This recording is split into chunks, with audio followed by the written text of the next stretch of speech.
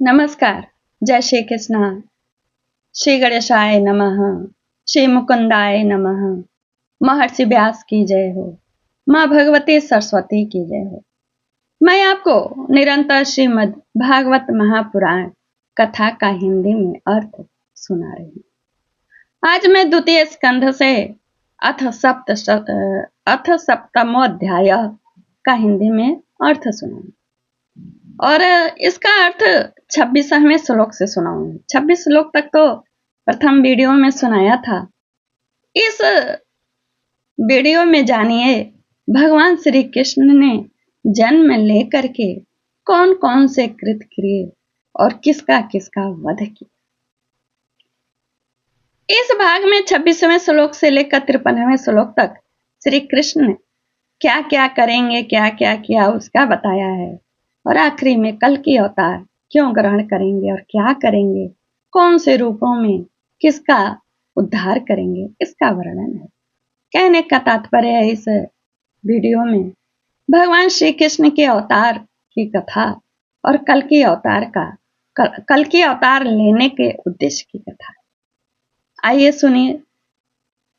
जिस समय झुंड के झुंड दैत्य पृथ्वी को रौंद डालेंगे, उस समय उसका भार उतारने के लिए भगवान अपने सफेद और काले केशों से बलराम और श्री कृष्ण के रूप में कला अवतार ग्रहण करें। वे अपनी महिमा को प्रकट करने वाले इतने अद्भुत अद्भुत चरित्र करेंगे कि संसार के मनुष्य उनके लीलाओं के रहस्य को समझ नहीं सकेंगे।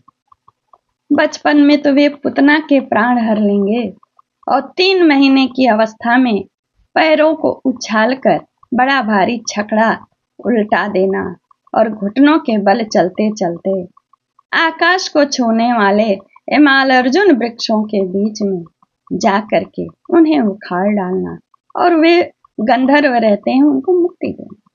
ये सब ऐसे ऐसे कर्म करेंगे कि जिन्हें सुनकर आपको लगेगा यह तो भगवान ही कर सकते हैं, मनुष्य नहीं। जब कालिया नाग के विष से दूषित हुआ यमुना जल पीकर बछड़े और गोप बालक मर जाएंगे, तब वे अपने सुधामय कृपा दृष्टि की वर्षा से ही उन्हें जीवित कर देंगे और यमुना के जल को शुद्ध करने के लिए वे उसमें विहार करेंगे तथा विष की शक्ति से जीभ लपाते हुए कालिया नाग को वहां से निकाल देंगे। उसी दिन रात को जब सब लोग वहीं यमुना तट पर सो जाएंगे और दावाग्नि से आसपास के मूंजों में मूंज के वन होंगे चारों ओर आग लग जाएगी, तब बलराम जी के साथ वे प्राण संकट में पड़े हुए ब्रजवासियों को उनकी आंखें बंद कराकर उस अग्नि से बचा लेंगे। उनकी यह लीला भी अलौकिक होगी। उनकी शक्ति वास्तव में अचिंत्य है। उनकी माता जब उन्हें बांधने के लिए रस्सी लाएंगे, वह उनके उदर पर 2 अंगुल छोटी ही पड़ेगी और उसी समय जम्हाई लेते हुए उनके मुख में जब यशोदा 14 भुवन को देखेंगी तो भ्रमित हो जाएंगी, फिर अपने को संभाल लेंगी। वे नंद बाबा को अजगर के भय से और वरुण के पाश से बचाएंगे। मैं दानव का पुत्र बेमासुर जब गोप बालों को पहाड़ की गुफाओं में बंद कर देगा, तब वे उन्हें भी वहां से बचा लाएंगे। गोकुल के लोगों को जो दिन भर काम धंधे में व्यतीत हो जाता उनका समय, रात को थक कर सो जाते हैं, भगवान का कोई साधन भी नहीं करते, तो भी वे उन्हें अपने परम धाम को लेके जाएंगे। ब्रह्मा जी कहते हैं, निष्पाप नारद, जब श्री कृष्ण की सलाह से गोप लोग इंद्र के यज्ञ को बंद कर देंगे, तब इंद्र कोप करेगा, ब्रज भूमि का नाश करने के लिए मूसलाधार वर्षा करेगा। 7 दिन तक लगातार श्री कृष्ण कुकुरमुत्ते यानी छत्रक पुष्प की भांति अपने उंगली पर खेल खेल में ही गोवर्धन पर्वत को धारण करेंगे और उसके नीचे ब्रजवासियों के प्राण की रक्षा करेंगे। यह भगवान ही कर सकते हैं। वृंदावन में विहार कर, ये कथा आप पहली बार सुनेंगे। वृंदावन में विहार करते हुए रास करने की इच्छा से वे रात के समय जब चंद्रमा की उज्जवल चांदनी चारों ओर छिटक रही होगी, अपनी बांसुरी पर मधुर संगीत की लंबी तान छोड़ेंगे। उससे प्रेम विवश होकर आई हुई गोपियों को जब कुबेर का सेवक शंख चूर्ण हरण करेगा, तब वे उसका सिर उतारेंगे और उनसे रक्षा करेंगे। और भी बहुत से, जैसे कि प्रलंबासुर, धेनुकासुर, बकासुर, केशी, अरिष्टासुर आदि दैत्य, चाणूर आदि पहलवान, कुवलया पीढ़ हाथी, कंस, काले अवन, भौमासुर, मिथ्या वासुदेव, शाल्व द्विविध वानर, बल्वल, दंतवक्त्र राजा नग्नजीत के साथ बैल, शंबरासुर, विदुरथ और रुक्मी आदि तथा काम्बोज, मत्स्य, कुरु, कैकेयी और श्रृंज आदि देशों के राजा लोग एवं जो भी योद्धा धनुष धारण करके युद्ध के मैदान में उनके सामने आएंगे, वे सब बलराम, भीमसेन, अर्जुन आदि नामों की आड़ में स्वयं भगवान के द्वारा मारे जाकर उन्हीं के धाम चले जाएंगे। समय के फेर से लोगों की समझ कम जब हो जाएगी, आयु भी कम होने लगती है, उस समय जब भगवान देखते हैं अब ये लोग मेरे तत्व को बतलाने वाले वेद वाणी समझने में असमर्थ होते जा रहे हैं, तब प्रत्येक कल्प में वे सत्यवती के गर्भ से व्यास के रूप में प्रकट होकर वे वेद रूपी वृक्ष का विभिन्न शाखाओं के रूप में विभाजन करते। देवताओं के शत्रु दैत्य लोग भी वेद मार्ग का सहारा लेकर मैदानों के बनाए हुए अदृश्य वेग वाले नगरों में रहकर लोगों का सत्यानाश करने लगेंगे। तब भगवान लोगों की बुद्धि में मोह और अत्यंत शोभ उत्पन्न करने वाले वेश धारण करके बुद्ध के रूप में बहुत से उपधर्मों का उपदेश करेंगे। कलयुग के अंत में जब सत्पुरुषों के घर भी भगवान की कथा होने में बाधा पड़ने लगेगी, ब्राह्मण, क्षत्रिय तथा वैश्य, पाखंडी और शूद्र राजा हो जाएंगे, यहाँ तक कि कहीं भी स्वाहा स्वधा वषटकार के शब्द नहीं सुनाई पड़ेंगे। देवता पितरों के श्राद्ध, यज्ञ श्राद्ध की बात तक कहीं सुनाई नहीं पड़ेगी। तब कलयुग का शासन करने के लिए भगवान कल्कि का अवतार ग्रहण करेंगे। जब संसार की रचना का समय होता है, तब ब्रह्मा जी कहते हैं, तपस्या, 9 प्रजापति, मरीचि आदि ऋषि और मैं अपने को कहते हैं। जब सृष्टि का अच्छा समय होता है, तब धर्म, विष्णु, मनु देवता और राजाओं के रूप में, तथा जब सृष्टि के प्रलय का समय होता है, तब अधर्म, रुद्र तथा क्रोधवश नाम के सर्प एवं दैत्यादि के रूप में सर्वशक्तिमान भगवान की माया विभूतियां ही प्रकट होती हैं तीनों रूपों में। अपनी प्रतिभा के बल से पृथ्वी के एक एक धूल कण को गिन चुकने पर भी जगत में ऐसा कौन सा पुरुष है जो भगवान की शक्तियों का गणना कर सके। अब यहाँ पर बताएंगे वामन रूप का। जब वे त्रिविक्रम अवतार लेकर त्रिलोकी को नाप रहे थे, उसमें उनके चरणों के अदम्य वेग से प्रकृत रूप अंतिम आवरण से लेकर सत्यलोक तक सारा ब्रह्मांड कांपने लगा था। तब उन्होंने ही अपनी शक्ति से उसे स्थिर किया। समस्त सृष्टि की रचना और संहार करने वाले माया उनकी एक शक्ति है।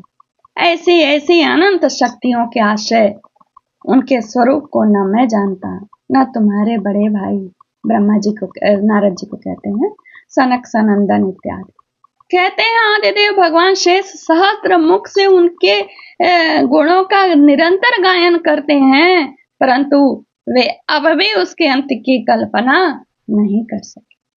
जो निष्कपट भाव से अपना सर्वस्व और अपने आप को उनके चरण कमलों में न्यौछावर कर देते हैं, उन पर वे अनंत भगवान स्वयं ही अपनी ओर से दया करते हैं और उनकी दया के पात्र ही उनकी दुस्तर माया का स्वरूप जानते हैं और उसके पार चले जाते हैं।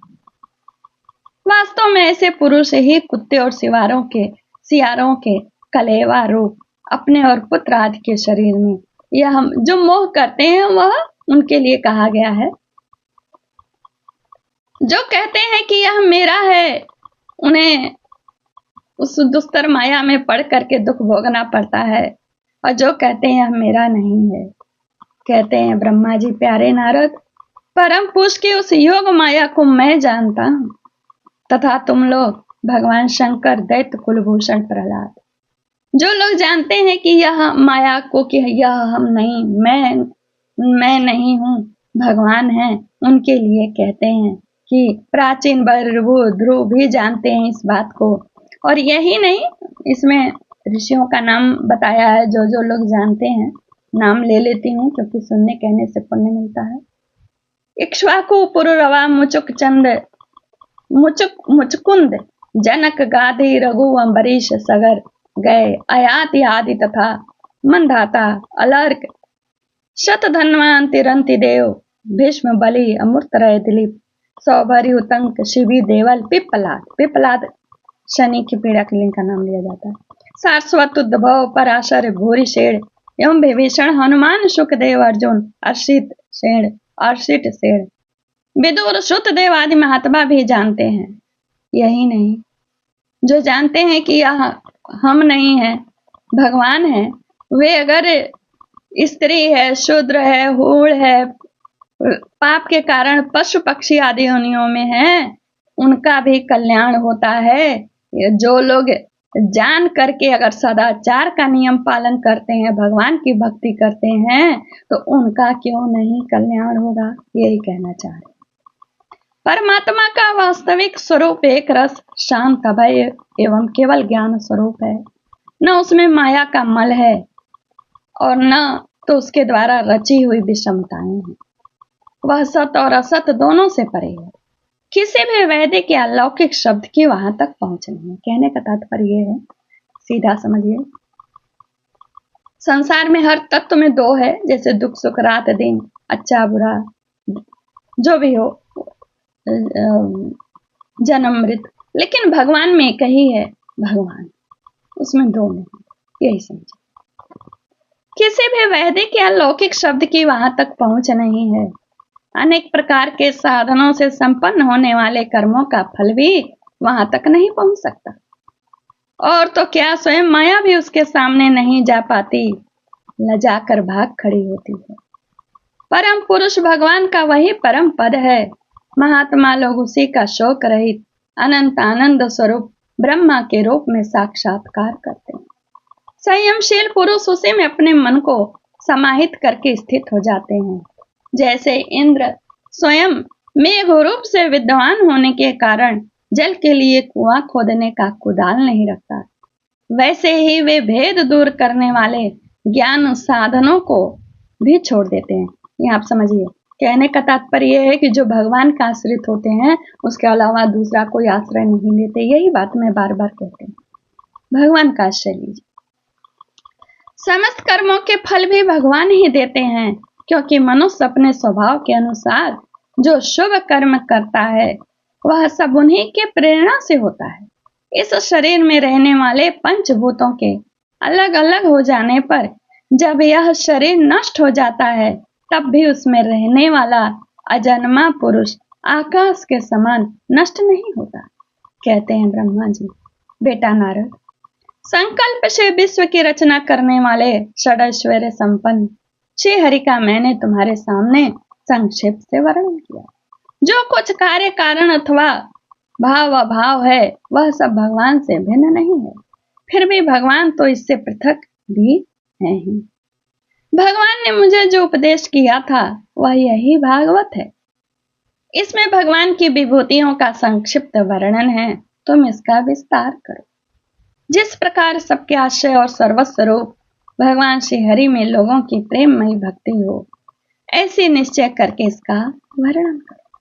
जो पुरुष भगवान की अचिंत्य शक्ति माया का वर्णन या दूसरे के द्वारा किए हुए वर्णन का अनुमोदन करता है अथवा श्रद्धा के साथ नित्य श्रवण करते हैं, उनका चित्त माया से कभी मोहित नहीं होता है।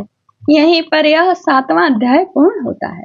श्रीमद्भागवते महापुराणे पारमहंसायां सहितायां द्वितीय स्कंदे ब्रह्म नारद संवादे सप्तमों तत्तत्। श्रीमन्नारायण नारायण नारायण। आगे जानिए, परीक्षित जी पूछेंगे विविध प्रश्न। उस प्रश्न पहले तो इस 8वें अध्याय में उनके प्रश्न ही रहेंगे, किस प्रकार के कैसे कैसे प्रश्न रहेंगे।